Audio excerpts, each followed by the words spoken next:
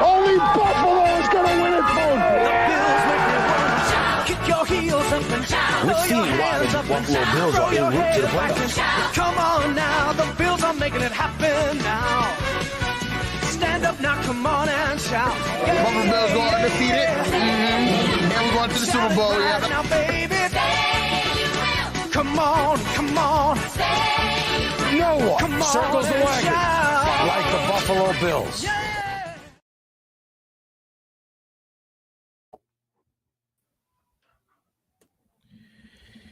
All right, we are live. We are live. We are live, and we are back. Welcome to another episode of the Overdue Bills podcast. We got a lot to talk about, fellas. So I'm just gonna kind of, get right into it. Introduce the guys. Our guy, Matty Ice, aka, David Blaine, aka now you see him, now you don't. Matt, what's up, man? Not much, man. I gotta figure out. I'm in and out of here, but I'm doing good, man. I'm happy to be back. Happy to have a good draft weekend. Just glad to be here talking about the Bills, man. For sure. Our guy, on the ones and twos, Rad, aka all purpose Rad. Rad, what's up, man? It was good, bro. Happy about the draft. I guess we talk about that later, but happy about Bills football, bro. Nice little outlook, man. So I'm ready. Let's go. Absolutely. Seasons definitely can change, with one draft. We've seen it happen, and we're gonna get all into it. We're gonna give out grades. We're gonna talk about each pick and how we feel about it. But before we do that, we need to let the people know who is sponsoring this show. Matt, please let the people know. Yes, sir. This show and every other show is brought to you by the good people at Buffalo Wing Kings. There's two things the guys over here at the Overdue Bills podcast know. That's Bills football, and that's wings. Our first choice and the best choice is Buffalo Wing Kings. At Wing Kings, it's Wings 101. With over 101 different flavors and their beloved Wing of the Month special, Wing Kings is sure to school any other place around. Hit them up for parties. They got the schedule release coming up. Have a little party for that. Hit those guys up for pretty much anything you guys have going on that requires some wings. Definitely go see the guys at Buffalo Wing Kings. Give them a call at 716-248-1427 or stop down at 484 Elmwood Avenue and find out why they say, and we know they got the best wings in town, hands down. And make sure you mention our name, Yes, Overdue sir. Bills Podcast. Get 10% off your order. They're also on Uber Eats and DoorDash. If you don't feel like stopping in there, go hit those guys up. Shout out to Buffalo Wing Kings. Definitely appreciate them and all that they do. All right, you know the vibes. All right, let's do this. Let me ask you before we get into the show, like, share, hit that subscribe button, rate, review, do all of those amazing things. We need it. We're trying to push out this content. We need you. We need your feedback, and we want your feedback. And shout out to OverdueBillsPod.com. OverdueBillsPod.com. Great website, one of the best websites out there. Have all of our, merch. If you need it, please click that merch tab, and we have, some amazing content on there. So please go to OverdueBillsPod.com. We appreciate everybody. And shout out to Buffalo fan base. You know the vibes. All right, so let's do it this way. Y'all know how we do it. Quick question of the day. And I just want to dive right into Matt the just show. Vanished. Did he just vanish? Oh, there you go. Shout out to Matt. Bro, he got a new superpower. That's what's up, Yeah. bro. He ain't tell us that. Shout out to Matt. Shout out to the Marvel movie coming out. Matt will be in that joint too. All right. Oh, yeah. So, Doctor Strange. quick question of the day. I wanted to dive right into it because obviously we do a lot of Monday morning quarterback, right? Everybody does a lot of Monday morning quarterback. So I wanted to put the guys in kind of a Brandon Bean role, general manager role. And can y'all tell me, Matt, I'm going to go to you first, a player you wanted instead of the player that we picked, or just in that overall range? Like, did you want to do something as you saw the draft progressing, as you saw how things were unfolding? Was it a specific spot in the draft where you said, I think I kind of would have went this way? I know we said a lot in our group chat, but at the end of the day, you know what I'm saying? So let me ask you, Matt, was it a specific place where you wanted to go a different way? Well, there was one spot in particular, or one player in particular that I know we talked about in the group chat. That was Nakobe Dean, the linebacker out of Georgia, who was, the number one rated linebacker in this draft. He fell to the second round. Apparently, he had some injury issues. I know he had like an issue with he tore his pec during a workout or something like that. So it was one of those type of deals, like a JJ Watt type thing that he tore. He tore his pec, and that's a very serious injury, especially at his position where he's going to be tackling all the time. For me, in that second round, I was thinking maybe since he fell so far that maybe he might make a move to trade up for him, or we'd be lucky enough to have him fall to us because he only went, I believe 4 or 5 picks before us in the second round, I think to Philadelphia. So that would have, I talked about it all leading up to it. Corner, linebackers, two positions. We got to have guys in the room. And that would have been a 1-2 punch with Kyrie Elam and Nakobe Dean in those 1-2 picks for me.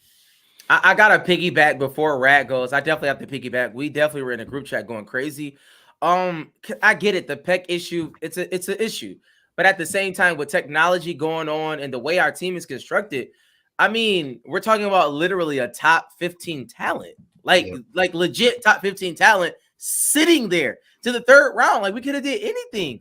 And I thought that it was just I thought Bean could have just been a little bit more aggressive and just to see. Like, I think we have that luxury now. And we're going to talk about Bean's mindset in a minute going into the draft. But, I definitely have to piggyback. That like, the Kobe Dean, like, I thought we should have jumped on him. Like, he comes from the best defense in college. You know what I'm saying? And they said the pros are trying to, change certain things to get like a Georgia defense being able to defend the run and the pass as well. It was like a no-brainer.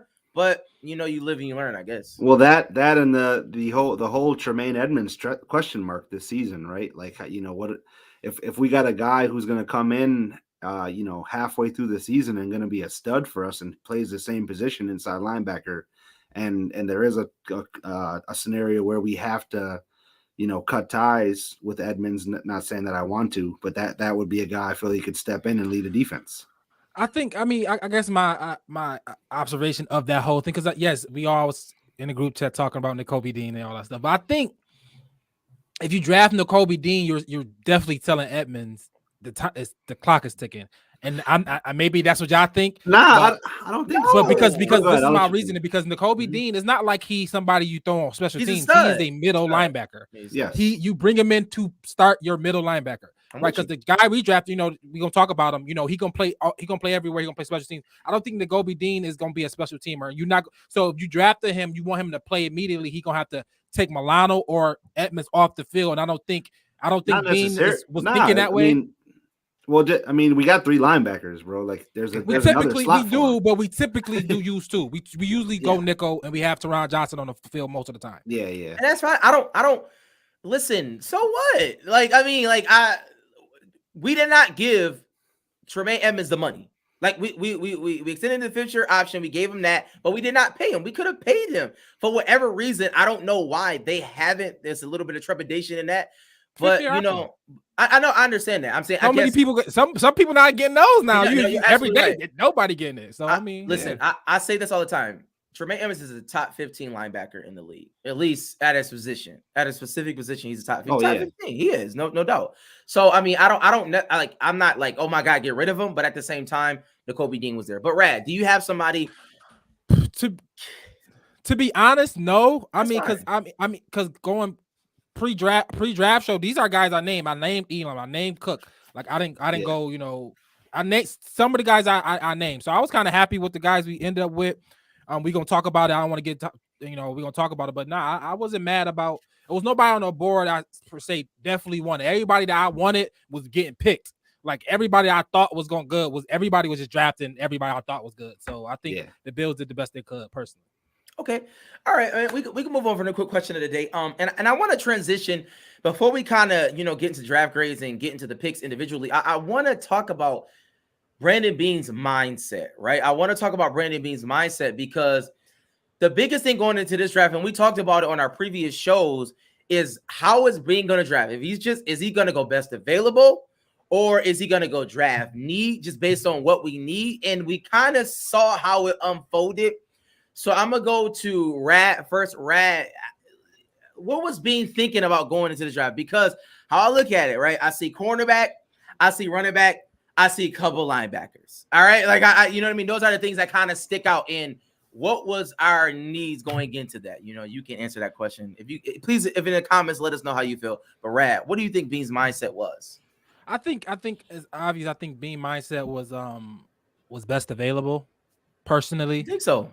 I think so. I think even with the cornerback, even with Elam, you know what I mean? I still, if you look at the draft, I still think he was the best because all the wide receivers I had on my first round board were gone. They were gone. They were all gone. Yeah, all were gone. Only person that people because Jermaine Johnson second, he fell and stuff like that, if you wanted to pass rusher, but I don't think that's something we needed. But that would have been whatever. But I think combination of best available and needed. I think it slotted at the same time. Elam being there in the first round is something I was high on him. I think he was 4.39 speed, 6'6". He's rangy. I think if you coach him up, he got elite measurables. If you coach him up, he's going to be great. So I think his mindset was, I think every round was, let's get the best player we can get out this round. And I think that's what we did. I mean, honestly, if you look out the board, I think we got best player available. I mean, I do agree I agree in the fact that we did get the best player available in that draft, like at that moment, to some degree. I do agree with that. But I think he leaned more towards need. Because we needed a cornerback, he got a cornerback first round. Like he didn't waste any time. I mean, granted, yes, the right receiver. I think Elam was the best player on the board at the time. Me personally. And I'm not saying he wasn't. I mean, generally, consensus with ESPN, besides N'Kobe Dean, ESPN, he was like right there. Some people had Booth, but he had terrible medicals. So but I'm saying we needed depth at the linebacker position, and he did that. I think he leaned towards need like heavily, in my opinion. But I'm gonna ask Matt. I'm gonna kind of switch the question, Matt. Well, Bean's mindset, did you agree with it? Like going into the draft, we don't have to necessarily get picked specific, but did you kind of agree with the mindset of kind of like we need to address these needs that we have? Well, I think I agree. I definitely agree with his mindset because I know I said it like before the draft. He's a board guy, and he even said it. That Kaiir Elam was their last guy on the list that was a first round grade, right? And I'm sure N'Kobe Dean was also, but they just weren't going to draft him in that spot. So I like that mindset. And then watching him after he got picked, he's definitely a process type guy. To put the playbook on the plane. They showed his combine interview. He handed him his notebook. This is every play I've ever gotten beat on. I've studied it, and this is how I approach the game. So I'm sure he was their guy. Day one. And so even Mel Kiper talks about how he came up to him during the draft process, like, why I'm not ranked number one. He asked that question, like, why I'm not your number one cornerback. Let me know. So that type of person, I'm ready. I'm all ready for him, man. I think he's gonna fit right into this culture for sure. For sure. Pick up his lunch pail, go to work type of guy. I hear y'all. Y'all want to get to it. Let's just go to it, man. Let's just talk about the draft grades, man. Let's talk about it because we kind of itching there. We want to go there. And we're gonna talk about it. And I'll start with our number one pick. And shout out to Anthony Nelson. We definitely went heavy linebacker, cornerback, and that's right. We didn't have any glaring holes. That is we didn't we were a great team last year. We kind of 13 seconds, whatever. But Bean definitely filled the needs that we did have, and Kaiir Elam is one of them. And I for me personally, I thought it was a great pick. I love pros, and he looks like he's a consummate professional. Father played in the NFL. His uncle played NFL. Like he understands football and professionalism, right? He's seen it up close and personal. He knows the day-to-day grind. He understands the idea of, you know what I mean? I gotta focus, right? Like I gotta go to work. Like, you know what I mean? He understands how to schedule his time. I'm sure he's done all of those things or seen his father and his uncle, you know what I mean, do those things. And that's a pick, like that's a Bean pick for me because that's a culture pick. That's somebody where you ain't gotta worry about him going out. Maybe he does go out, but you know what I mean? I don't know. I want to put that on him. I don't want to put that on him, but little spots in Buffalo, something say popping up. You know but besides the play on the field, Elam is going to do his job, right? He's that type of person, red nose, blue collar. He's a Buffalo guy to me. I mean, that's the impression I get. Matt, how do you feel? Let's just deal with the first pick right now. Yeah, so I was definitely happy with the pick. I love big team corners, like a SEC corners, guys that week in and week out they play against NFL prospects every single game. They're guarding the best guy who through the years have been the Alabama guys. guys, any team in the LSU guys, they're guarding them week in and week out. So I love to see I love to see guys like that on our team, because that it's not gonna be a crazy shock when they jump to that next level. So I love that pick in Kaiir Elam. And he's like we already talked about, he's a guy that just comes and gets to work, man. For me, I give it an A. If you talk about grades, I give it an A. Right. Yeah. If one thing on defense that you said we could have, besides run defense, I think team speed on the defensive side. I think the safeties was fast, but I think with Levi Wallace out there, we could have been faster. And I think him being 4.39 speed, his natural athleticism, he's going to make our defense, our team speed on the defensive side definitely faster. I think this whole draft was about speed too, but he's definitely probably the fastest guy we drafted. He's going to be one of the fastest players on the team and on defense. So team speed was definitely an upgrade here. So I got an A. I got an A for this draft pick. We needed him. He gonna come in probably starting. More than likely, he should start. So I give it an A. Definitely a consensus A, man. So shout out to Elam. Hopefully, he does what we have to do. And we're gonna talk about the big picture, right? Because there are some guys who are on the team. They gotta look over their shoulder now. I mean, it's just the facts. Now they gotta look over their shoulder. And we're gonna get to it. But let's go to round 2. I'm gonna be honest. I wasn't necessarily expecting to go running back round 2. I mean, we talked about it. People talked about Breece Hall. He went off the board, right? Kenneth Walker, he went off the board. Like a lot of the guys that we kind of talked about, they kind of like went early. Like people were on these guys early before we can even get a chance. So Matt, how do you feel about James Cook? Right? He literally it's crazy. Like looking at James Cook, it's like, oh my God, this is Delvin Cook. Like it's like, oh my God, just like skinny, smaller version of Delvin. Right? It's nuts. So Matt, is this like Cole Beasley insurance? Like we don't gotta deal with a bigger picture, but just how do you feel about James Cook in the pick at number 2? Well, I think I want I guess I would say right now he's everything that I wanted our other running back to be, our Zach Moss to be, right? Or even just that third down change of pace back, even Matt Breida. Like a Matt Breida, like a fast guy, but he's also the best pass catching running back in the draft. So that's another thing that's an added element to our offense, is we want to have a guy that you can, if we want to split him out, we can go ahead and do that. You know what I mean? And do whatever. And he's a guy who's very explosive. He can get a touch and take it 80 yards, right? So and he's going to light a fire under motor, and it's going to be something great. He works out with him already. So it's kind of a match made in heaven for him and for us. Right. How do you feel about that? You talked about James. You talked about James Cook. Yeah. I thought we was going to be able to get him like in the 3rd round, but 2nd round we traded back a few times, and we I think we had a 3rd round grade on him, and the players that we wanted wasn't there, so we took him. Yeah. I think we tried to sign a JD McKissick, right? We did. If you understand, we tried to sign a JD because we had it done, and he somehow some way we got swindled out of that. So I think that's what we want. That's what our offense. That's the next progression of our offense. Having that back out the having that little scat back coming out the backfield or line up in the slot that can take advantage of linebackers to help Josh to get the ball out of his hand quick. I think James Cook is fast, shifty. Just he one of them guys where I can see our offenses be we can attack the down the field for sure. But we're going to add that element of just getting the ball out of Josh's hands into these playmakers. We could talk about the 5th round pick. We could talk about all the people we got, the Crowders of the world, McKenzie's. Get the ball out of our hand quick to these fast, small, shifty guys, twitchy guys, and they're going to be able to have yards after the catch. I think our offense is going to have be a segment of it going to be yards out of the catch, because how we drafted, how the playmakers we got on our team, not already relying on Josh just to make all the plays to get the ball in his hands quicker. So I think James Cook is definitely going to add that to the to our repertoire, and I think, our offense is going to be explosive. Right. I mean, and there's been talks about us moving to an outside zone attack as far as the running. You know what I'm saying? So I mean, him being shifty, him being fast, that's definitely going to bode well. Like I'm kind of excited, right? Like I'm kind of excited. Like everything that they talk about. You know what I'm saying? With the speed and him going out the backfield against certain players, like it's going to be interesting to see. Like I think a big thing, and we're going to get to it, I guess shows down the road, but I think we're going to keep coming back to this. Ken Dorsey's gonna have a handful to deal with. Like I'm just being honest. Like we do not have Brian Daboll, and this is not the big picture, but it's just something for us to think about, food for thought moving forward.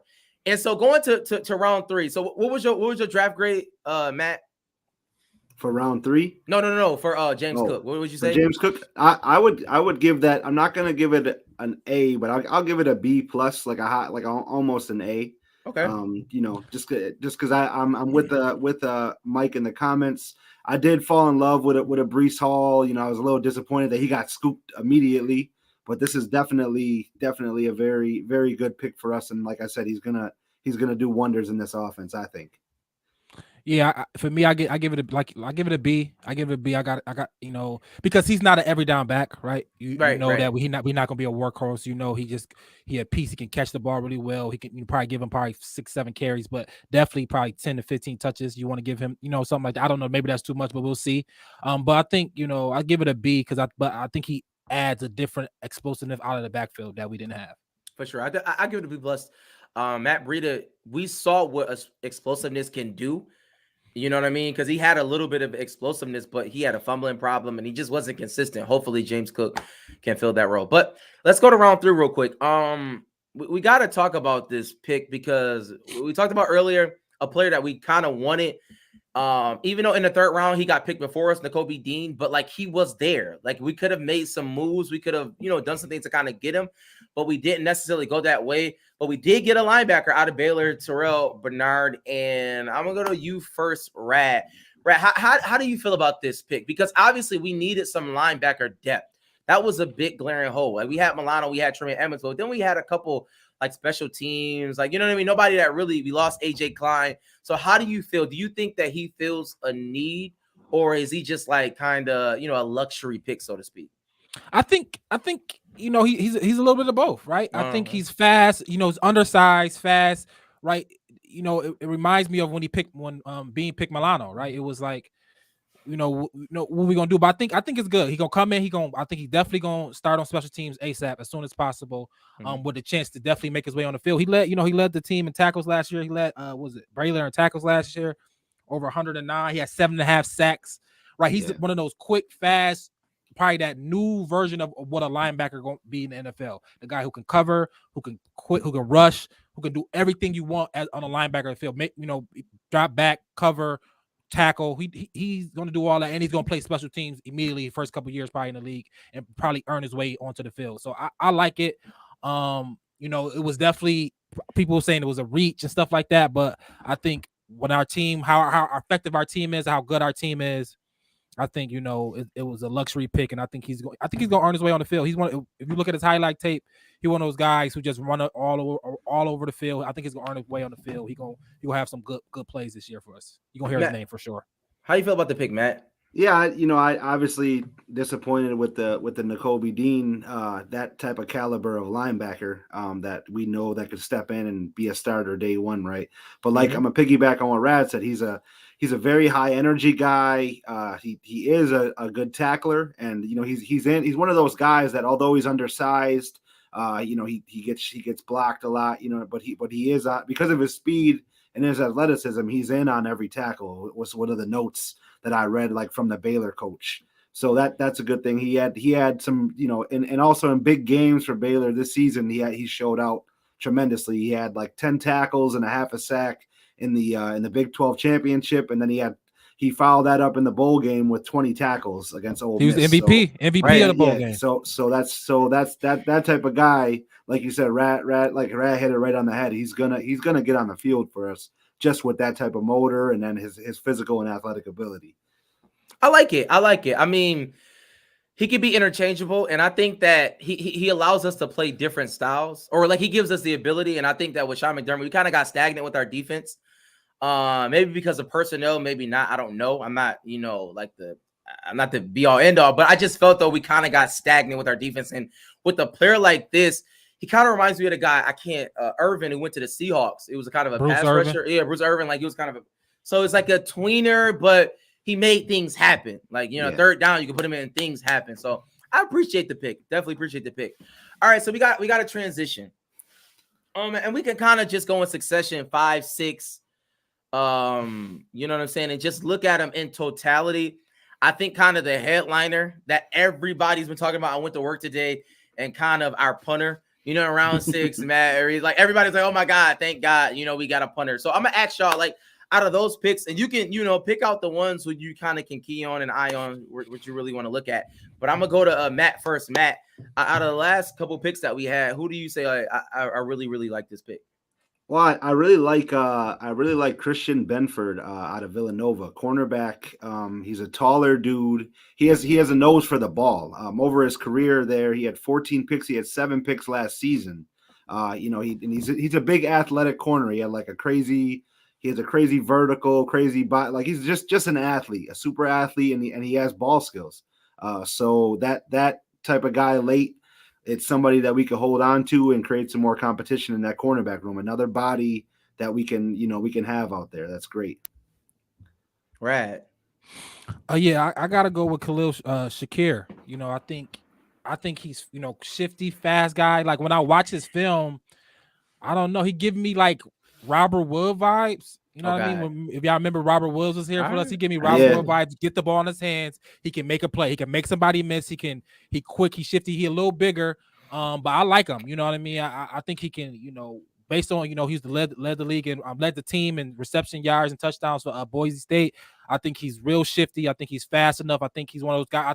That's what I said earlier when I said we're gonna have spurts where Josh Allen just getting the ball to the playmakers, and he's one of them playmakers potentially that get the ball in the hand. He can make a play. He can return kicks. He can return punts. So he's once again somebody who can play on special teams for us and can potentially try to crack in that that 4 wide receiver mode. So I think I really like that pick. He's shifty. Once again, he reminds me of somebody like a Robert Woods. You can give him on a jet sweep, a quick out, and he can make somebody miss and do something with it. So I like the Khalil Shakir pick for sure. Yeah, I just got a 4.2 speed too. Pretty fast, man. And then we got to piggyback on the punt god, Matt Ariza. He has a very good chance of being our punter, right? He had a couple. He's the first first team All-American from San Diego State since Marshall Faulk. Wow. He had a couple 80-yard punts. I think he averaged like almost 60 yards a punt this season. So with that wind at the Ralph, man, I could see him hitting some crazy punts in that stadium. So Matt Hawk has a little bit of competition on his hands come June. Thank God.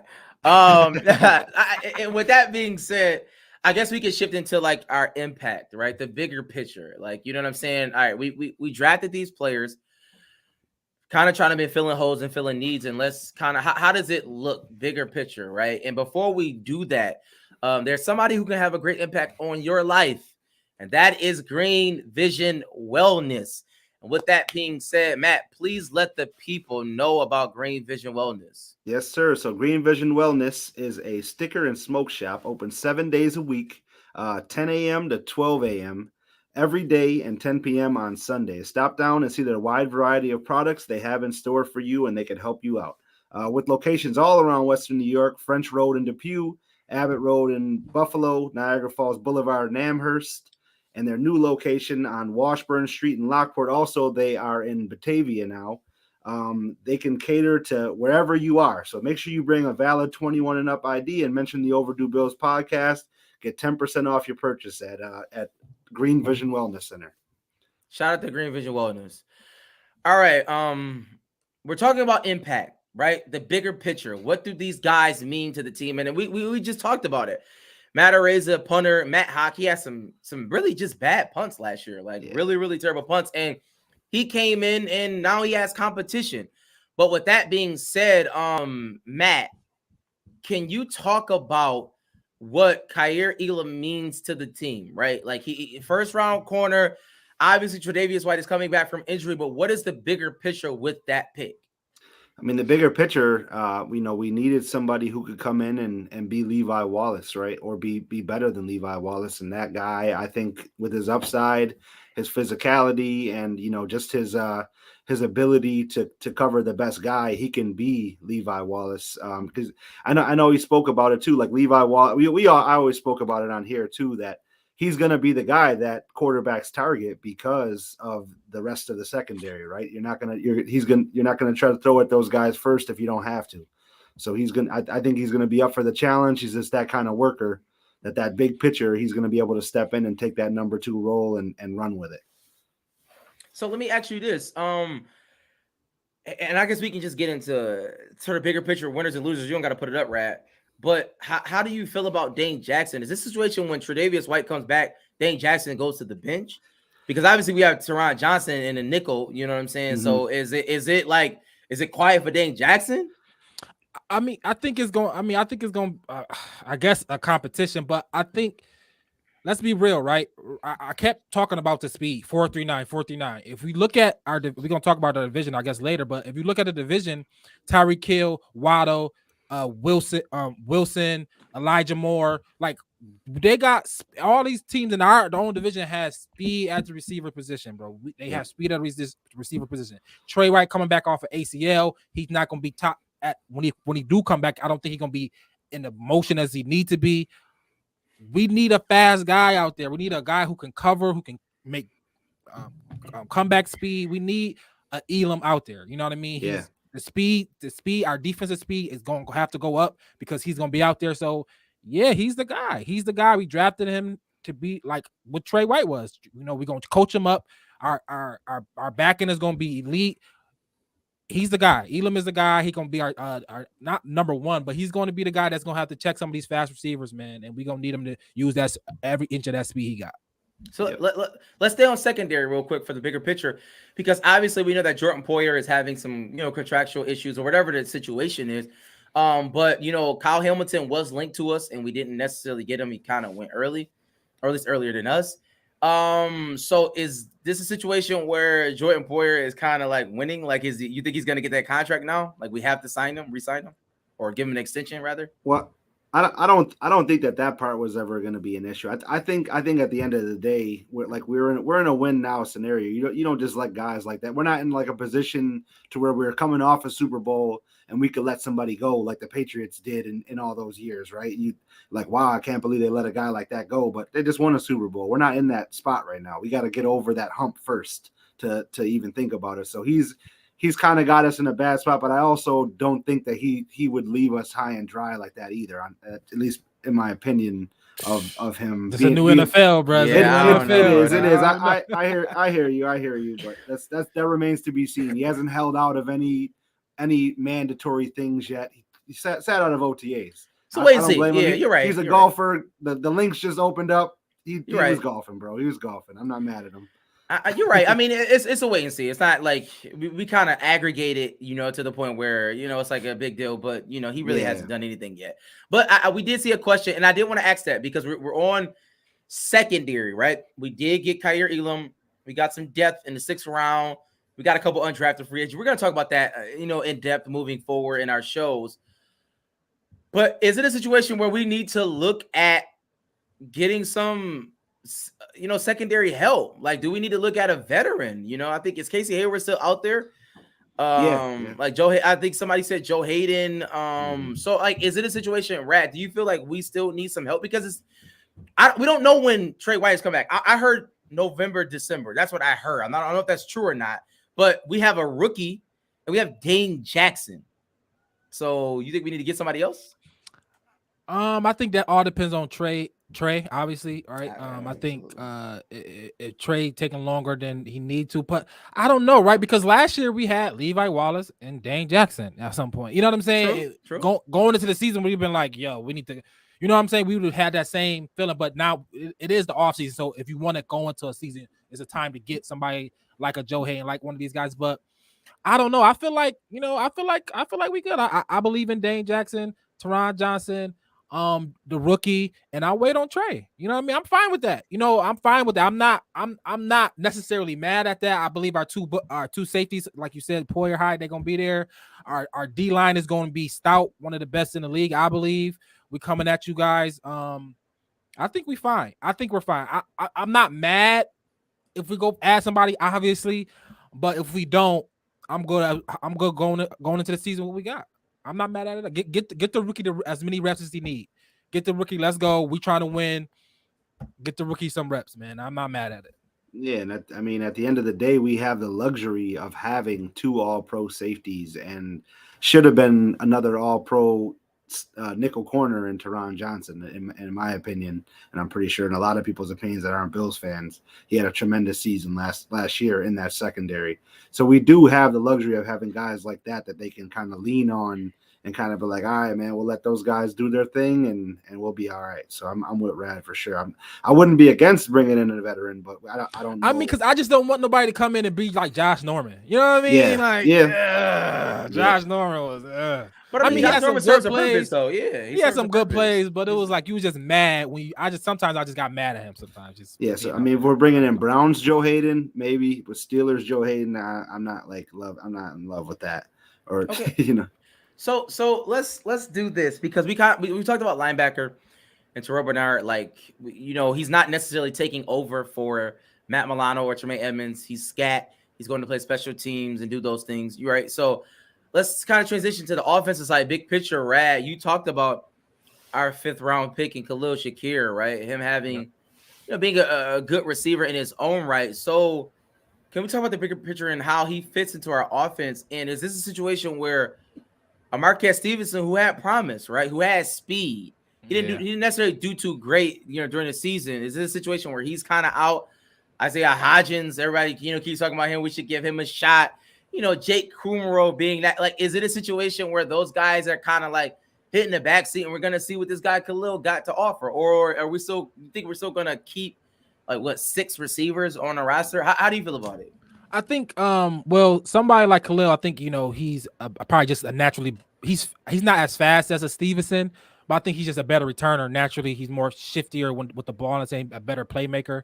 Obviously, McKenzie, he probably going to be more so on the offensive side than just special teams. But I think if you playing a special team role, like I think Khalil is going to do, and I think he's going to be a great slot guy. Like if you watch his tape, put him in a slot, give him the ball in his hand, he gonna make moves. He can find an open area. I think he's really gonna be on the field. I think he'll be pushing a lot of these guys to get on the field.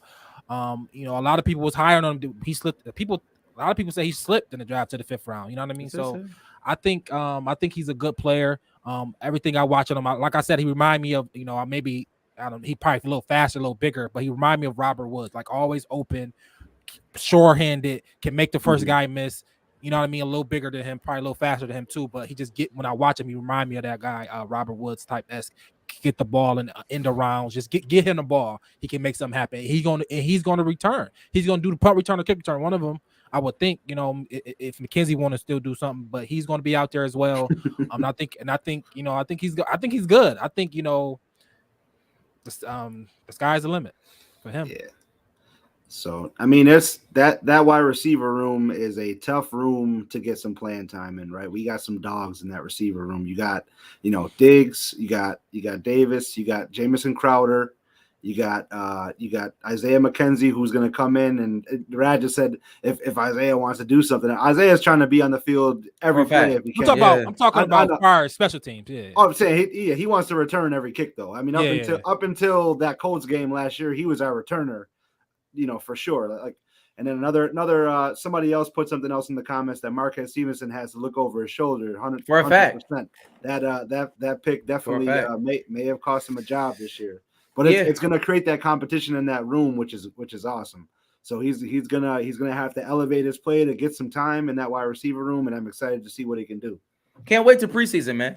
Let's see what Matt Barkley can do, right? We didn't get a quarterback, so Matt Barkley's safe, y'all. Matt Barkley's safe. So Nick Foles out there, you know what I'm saying? Y'all want Nick Foles? Yeah, I think I'm good on Nick Foles. But so let's do this. We're gonna talk about the contest in a second. We're gonna talk about the contest, but I do want to do a quick divisional preview. And I'm just gonna ask one question, and I need everybody in the comments to answer the question. I'm just gonna ask one question to Rad and Matt. Who is the second best team in the AFC East? After the draft, you've seen it. The Dolphins. The Dolphins? Matt. Yep. So despite I think the Jets had the best draft in our division, just caliber players. They had 3 first round. There's some people saying they had the best draft of all time. That's how crazy. Like That's crazy. That's gas. I've heard bro. that. That's But crazy. I heard that. Yeah, like I couldn't believe I heard it because the caliber of players they got, it was all like 90 and above, as far as they rating, and they got 3 of them in the first round. That's like that never happened before. So technically, let me say this real quick. They had the best draft ever. I just say this real quick. First of all, the Patriots, and we don't like the Patriots, but they got Tom Brady in the 7th round. That was the best draft ever. We just got Josh Allen in the play. Like I don't even understand what that means. Like it's mad quarterbacks. I don't want. They got 3 top 15, most of everybody board players. Patrick Mahomes just won. Like, what are we talking about? Yeah, no, I don't. I'm not saying I agree. Oh yeah, that's. I mean, I'm just saying I heard it. It's crazy. So Matt, who was the second best team? Second best team, I think, is the Miami Dolphins, just for the fact that I think McDaniel is a kind of guy that can produce a good offense with a subpar quarterback, like he has done with Jimmy. He's been that type of dude. He's got ultimate weapon in Tyreek Hill. He's got Jalen Waddle. He's got guys over there that can score. You know what I mean? So he'll put something together, and their defense was already pretty good to begin with. Yeah. I'll say it's hard not to pick Miami because they have the talent.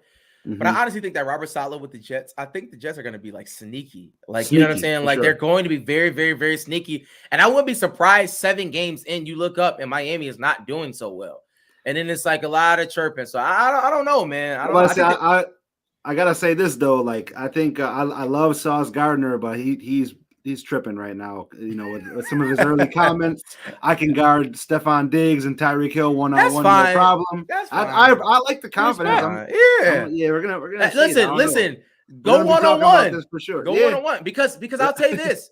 If Stephon Diggs can't beat you one-on-one, we should trade him. But I don't want to get into that. All right, Matt. Let the people know, man, who won the contest. The people want to know who won the draft contest. So Matt, let the people know who won the contest. Yeah, so we had the contest this week. We're giving away the sweatsuit. We had the one sweatsuit that we had available from our sale a while ago. Our guy Eno, he actually predicted Kyer Elam to the Bills. He was the only one. So we're gonna go ahead and get that out to him. Then we had also had a T-shirt that we gave away. I believe Ramesh won that. Shout out to Ramesh. We'll be contacting you to get you a T-shirt in these next couple of weeks here. You'll be ready to go for training camp. So thanks for everybody who got in. That's our first contest of many for the season. We're gonna have one every single week throughout the season, the regular season, and we're gonna give away some stuff all year long. So be on the lookout for those. Absolutely, man. Shout out to everybody who entered into the contest. Shout out to everybody who came on and commented. We definitely appreciate you. We ask you to like, share, rate, and review, subscribe, do all of those amazing things. And remember, OverdueBillsPod.com. OverdueBillsPod.com. Rad, you got something to say? Nothing. We'll do it next show or something. I'll let you know. It'll be good. Okay. Shout out to next show. We'll do it next show. So, regarding next show, we're not going to be, or actually we'll be on at some point. Actually, I take that back. We're not going to be on next week, guys, but the NFL schedule release is next Thursday, May 12th. Okay. So we will be on that following Monday to cover the schedule, kind of do a little mini preview of how we think the season's going to go based on that schedule, and kind of, get a feel for how it's looking before we do our season preview during training camp and all that jazz. But we will not be on next Monday. For a fact. Do y'all want to answer some of these questions real quick before we get off? Yeah. Put them up. Pause. Let's go through them. Okay, that's Mike Nealon. I put him up. Do y'all think we'll see some 4-3 looks, Miller at rushing outside linebacker, or will they have him lining up at DN? I'll answer. I said this earlier. I think that McDermott, he has to switch up the defense. The defense got stale last year, but we got to be mindful that we did sign Von Miller, y'all. Like, it's not like we have Von Miller, and he does play the linebacker position. Von Miller is a great one-stopping, like, DN/linebacker. It just all depends on how they want to use him. He can go through technique. He generally likes to go, standing up like this. So, yeah. It just all depends. So, our defensive line is kind of crazy. So I think we're going to use that as our strength as big as we can. But I do think he'll switch it up. Like, third down, third and long, I think you'll see, you know what I'm saying, Miller pinning his ears back in there, shooting the gaps. And you'll see Terrell Bernard. Like, he's a good pass rusher, too. He can hit the gaps and stuff like that. But, Matt, you were saying?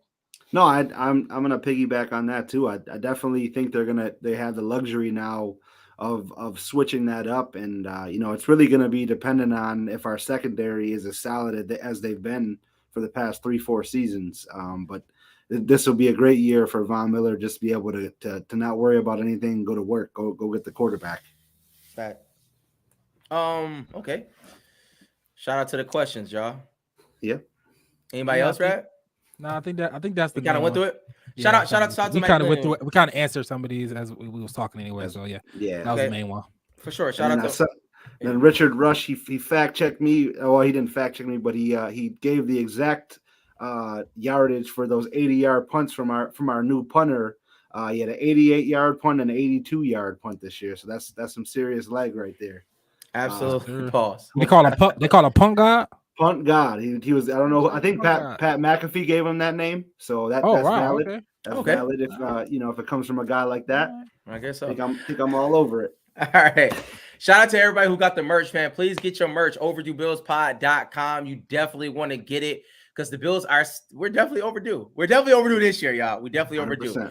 And with that being said, y'all know how we end every show with a little bit of that. Hey, hey, hey, hey. Hey.